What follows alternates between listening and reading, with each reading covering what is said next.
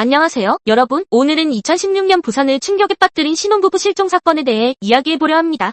여러분은 사랑하는 사람과 갑자기 연락이 끊긴다는 상상을 해본 적 있으신가요? 이 사건은 단순한 실종이 아니라 한국 사회 전체를 뒤흔든 미스터리였습니다. 지금부터 현실에서 일어난 신혼부부의 사라진 밤을 따라가 보겠습니다. 2016년 4월 부산에는 봄비가 내리고 있었습니다. 당시 결혼한 지 1년도 채 안 된 신혼부부가 하루아침에 자취를 감춥니다. 두 사람의 마지막 모습은 시내 한 골목에 CCTV와 불안함이 느껴지는 문자 메시지로 남았습니다. 이후로 부부는 영영 모습을 드러내지 않았죠. 여러분은 이런 상황에서 두 사람이 어디로 사라졌을지 상상해보셨나요? 이제 사건의 타임라인을 조금 더 자세히 살펴보겠습니다. 실종 당일 부부는 평범하게 하루를 마무리한 것으로 보였습니다. 주변 지인들은 평소와 다를 바 없었다고 증언했습니다. 하지만 마지막 통화에서 부부의 목소리는 평소와 달리 불안했다고 합니다. 며칠 후 부부의 차량이 근처 주차장에서 멀쩡히 발견됩니다. 하지만 차량 안에는 어떤 단서도 남아있지 않았습니다. 이상한 점은 여기서부터 시작됩니다. CCTV에는 두 사람이 함께 사라지는 장면이 찍혀 있었지만 그 이후로 모든 흔적이 사라졌습니다. 스마트폰 신호도, 카드 사용도, SNS 로그인도, 은행 거래도 전혀 없었습니다.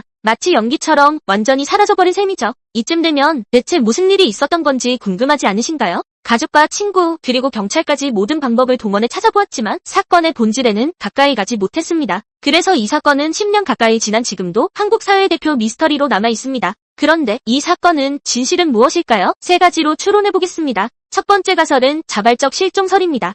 부부가 스스로 모든 것을 끊고 새로운 삶을 시작했을 가능성이죠. 하지만 두 사람의 평소 생활 패턴과 주변과의 관계, 경제적 준비를 고려하면 설득력이 떨어진다는 의견이 많습니다. 실제로 주변 사람들도 자발적 실종을 납득하지 못했습니다. 두 번째는 범죄 연루설입니다. 누군가 의도적으로 이 부부를 노렸을 가능성이 있죠. 근처 CCTV에 수상한 차량이 포착되었고 마지막 통화에서 정체불명의 목소리가 들렸다는 이야기가 있습니다. 이러한 점들이 범죄 연루설을 뒷받침합니다. 하지만 경찰은 결정적인 단서를 잡지 못했고 목격자들도 특이사항이 없었다고 진술했습니다. 세 번째 가설은 사고 가능성입니다. 예상치 못한 사고로 인해 발견되지 못했을 수 있다는 건데요. 하지만 차량이 멀쩡하게 있었고 실종 위치가 주택가라는 점에서 이 역시 쉽게 설명되지 않습니다. 그래서 여전히 명확한 결론을 내리기 어려운 상태입니다. 여러분은 어떤 가설에 더 무게를 두고 싶으신가요? 혹시 우리가 전혀 예상하지 못한 반전이 있을지도 모릅니다. 정말 누군가의 치밀한 계략이었을까요? 아니면 새로운 삶을 시작한 것일 수도 있을까요? 혹시 아직 발견되지 않은 작은 단서 하나가 이 미스터리의 열쇠일지도 모릅니다.